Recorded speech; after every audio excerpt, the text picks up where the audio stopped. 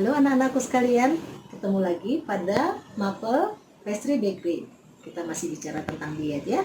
Sebelum Ibu melanjutkan diet kita yang akan kita bahas hari ini, maka Ibu sekedar mengingatkan saja, kalian sudah mempelajari diet mengenai rendah kalori, ya, kemudian diet rendah gula, ya, dari masing-masing 2 KD sebelumnya ini, kalian juga sudah membuat tugas dan mempresentasikannya. Nah, Ibu senang sekali karena dari yang kalian pelajari, kalian sudah paham apa itu diet rendah kalori dan diet rendah gula. Selanjutnya, kita akan membahas diet rendah protein. Anak-anakku sekalian, tujuan dari kita mempelajari KD 3.18 yaitu yang pertama adalah mengumpulkan, menganalisa, dan mengorganisasikan informasi.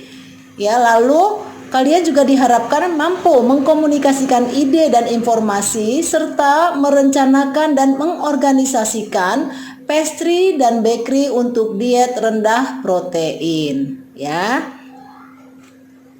Oke, anak-anakku sekalian, kita sekarang masuk pada materi pengertian dari diet rendah protein. Orang membutuhkan diet rendah protein ketika seseorang itu mengalami penurunan fungsi dari ginjalnya. Ya, seorang yang mengikuti diet rendah protein ini adalah seseorang yang sudah mengalami penurunan fungsi dari ginjal, disebut dengan penyakit gagal ginjal kronis. Nah, diet rendah protein ini merupakan pola makan yang membatasi protein dari makanan atau konsumsi sehari-hari. Jadi, sebaiknya asupan dari protein yang kita konsumsi setiap hari harus benar-benar diperhatikan kadarnya atau tingkat kerendahannya. Sehingga dengan demikian seseorang itu akan terbebas dari penyakit ginjal ke depannya. Seseorang yang mengikuti program diet rendah protein ini adalah orang yang sudah mengalami fungsi ginjal yang menurun. Mengapa sampai fungsi ginjalnya menurun? Tentunya karena selama hidupnya orang tersebut mengkonsumsi sumber protein melalui makanan, ya, baik dari makanan yang biasa kita konsumsi atau juga yang khusus untuk pastry dan bakery-nya, di mana asupan konsumsi proteinnya sangat tinggi sehingga ginjal gagal untuk memproduksi protein tersebut. Kita tahu salah satu fungsi ginjal adalah memproduksi pati atau sari makanan di dalam tubuh kita. Tujuan dari diet ini adalah untuk mencukupi kebutuhan zat gizi sesuai dengan fungsi ginjal kita, sehingga terjadi keseimbangan cairan dan elektrolit dan juga memperlambat penurunan fungsi ginjal lanjut dan menjaga stamina sehingga orang yang terkena penyakit gagal ginjal tadi dapat beraktivitas secara normal. Asupan protein yang dikonsumsi oleh pasien gagal ginjal haruslah berbeda dari orang yang tidak memiliki masalah gangguan ginjal ini.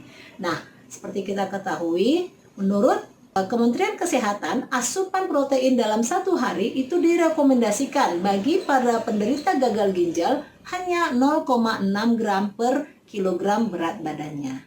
Jadi harus benar-benar dihitung, hanya 0,6 gram per kilogram berat badan.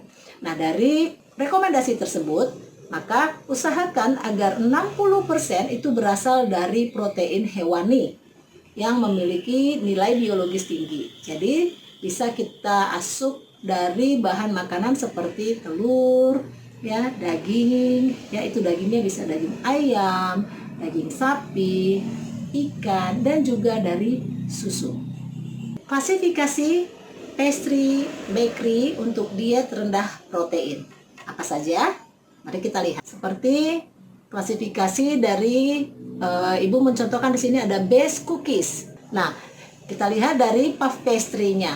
Ya, puff pastry dari adonan lembaran itu memiliki kandungan protein seberat 7 gram dari tiap 100 gram kuenya.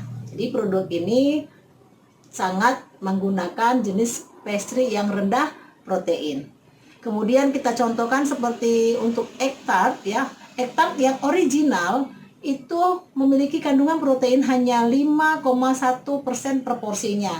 Ya, itu pada jenis Hong Kong style egg tart yang mengandung sebanyak 4,8 gram protein. Dan boleh kita lihat untuk mooncake. Mooncake ini bisa kita lihat kandungan proteinnya hanya 3,33 gram per porsinya dalam ukuran 50 gram. Nah, untuk yang lainnya kamu bisa baca pada cinnamon roll, ciabatta, Korean garlic, cheese and bread-nya. Nah, bagaimana kita memilih pastry bakery diet untuk rendah protein? Sama seperti diet-diet yang sebelumnya, yaitu kita harus bisa memodifikasi menu pastry bakery ya, serta bahan dari produknya. Kemudian mengurangi penggunaan produk protein dalam produknya dan juga melakukan pembatasan gula, garam, dan pembatasan cairan. Lebih baik lagi kita menggunakan protein hewani daripada nabati. Selanjutnya, sebaiknya kita mengurangi protein itu secara perlahan-lahan, tapi tetap penuhi kebutuhan kalori harian, termasuk memenuhi lemak dan karbohidrat. Nah, ini bisa kita lakukan sebelum kita terkena penyakit gagal ginjal tersebut. Jadi sejak dini kita lakukan pengurangan protein secara perlahan-lahan pada asupan makan kita. Nah, untuk bahan pembuatan pastry bakery yang rendah protein itu semua jenis buah yang dikeringkan. Kemudian sayuran kecuali jagung dan jenis kacang-kacangan. Kemudian ada lemak yang sehat bisa kita dapatkan dari buah, yaitu yang paling baik itu adalah dari buah alpukat, karena lemak dari alpukat itu adalah lemak sehat, bukan lemak jahat. Juga dari minyak zaitun. Nah, kemudian jenis makanan yang memiliki kandungan protein yang sedang itu bisa kita dapatkan sereal tanpa susu. Jenis bahan olahan jagung dari sepertinya tepung jagung. Kemudian ada olahan oatmeal. Jadi anak-anakku sekalian, untuk memahami rendah diet protein ini, ya, sejak dini konsumsilah protein melalui makanan-makanan yang sehat. Tadi sudah saya katakan, makanan yang sehat yang mengandung protein yang bagus itu adalah lebih kepada dari bahan protein hewani, ya, daripada nabati. Jadi yang tadi kan ada, kalau dari hewani itu bisa dari daging, telur, ya, itu kamu bisa mengkonsumsi itu. Tapi kalau kita mau mengambil dari yang rendah protein dari sayuran, kita boleh pilih jenis dari buah seperti alpukat dan minyak zaitun. Oke, baik anak-anakku sekalian, materi kita yang terakhir yaitu menganalisis pastry dan bakery untuk diet rendah protein telah selesai kita lakukan. Demikianlah anak-anak, dengan berakhirnya KD 3.18, maka materi diet untuk pasbak atau pastry bakery di kelas 12 ini sudah berakhir. Terima kasih atas semua perhatian yang telah kalian berikan, sehingga mudah-mudahan apa yang sudah Ibu berikan bisa bermanfaat untuk kehidupan nyata kita sehari-hari. Terima kasih, salam sehat dari saya untuk kalian semuanya. Selamat berjumpa kembali pada materi berikutnya.